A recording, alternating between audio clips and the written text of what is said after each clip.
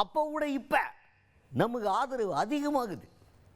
இந்த இடத்துல நமக்கு ஆதரவான ஒரு மனநிலை தான் அதிகமாக இருக்கே தவிர எதிர்ப்பான மனநிலையே கிடையாது அப்படின்னு ஒருத்தர் பேசியிருக்கார்.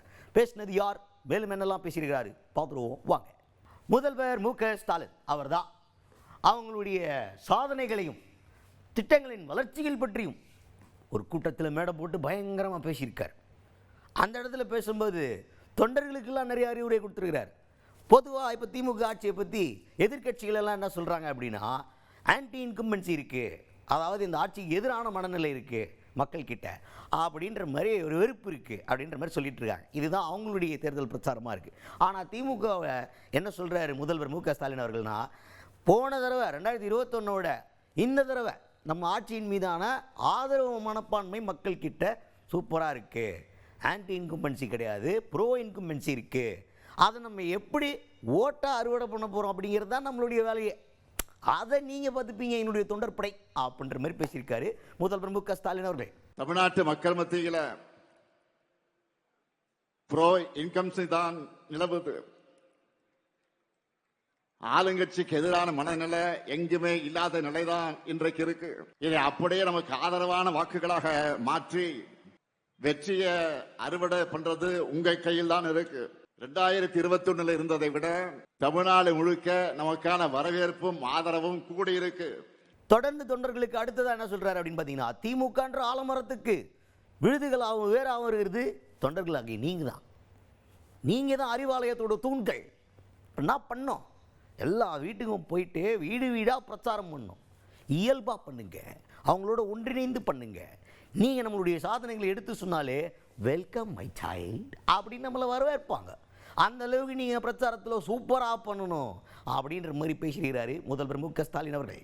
திமுக என்ற ஆலமரத்தினுடைய வேர்கள் நீங்கள், அறிவாலயத்துடைய அஸ்திவாரமே நீங்க தான். உங்களை நம்பித்தான் மொத்த கழகமும் இருக்கு.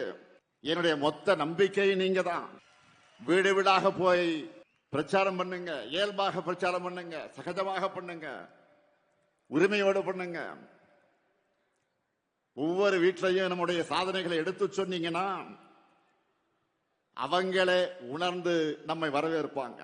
த நெக்ஸ்ட் ஓ காட் பியூட்டிஃபுல், ஓ காட் பியூட்டிஃபுல், ஓ காட் பியூட்டிஃபுல்னு நம்ம பண்ண திட்டங்களை மனசளவில் மனப்பாடமாக வச்சுக்கணும்.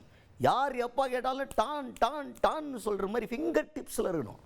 எல்லா திட்டத்தையும் ஒரே நேரத்தில் சொல்கிறதுக்கு நமக்கு நேரம் கிடையாது, ஏன்னா அவ்வளோ திட்டங்கள் கொண்டு வந்துருக்குறோம்.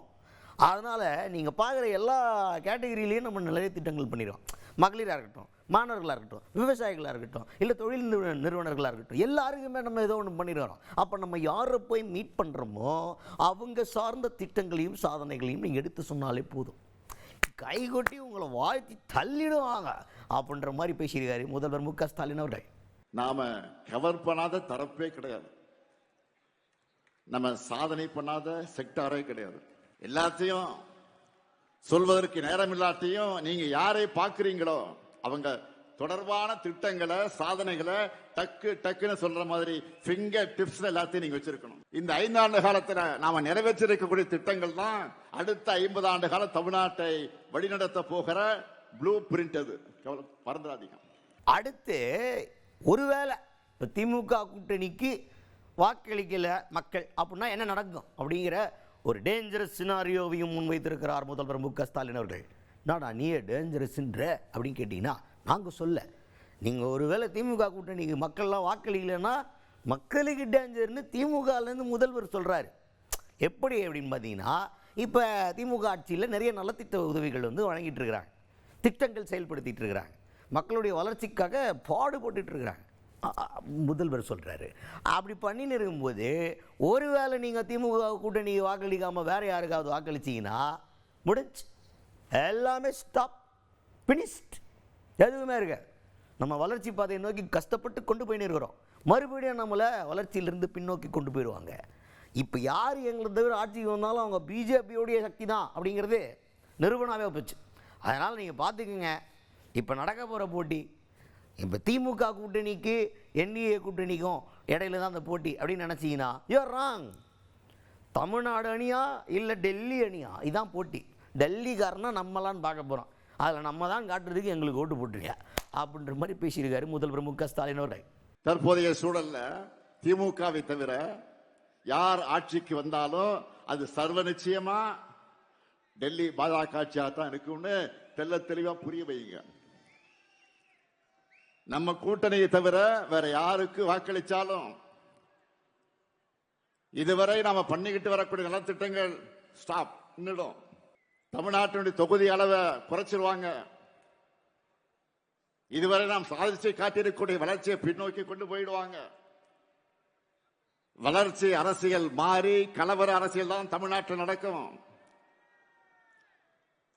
நடக்க போற தேர்தல் ரெண்டு கூட்டணிகளுக்கு இடையில் நடக்கிற தேர்தல் இல்ல. இது தமிழ்நாடு வாசஸ் என்டிஏ. பாமர மக்களுக்கு புரிகிற மாதிரி இன்னும் எளிமையா சொல்லணும்னா, வெல்ல போவது தமிழ்நாடு அணியா டெல்லி அணியா,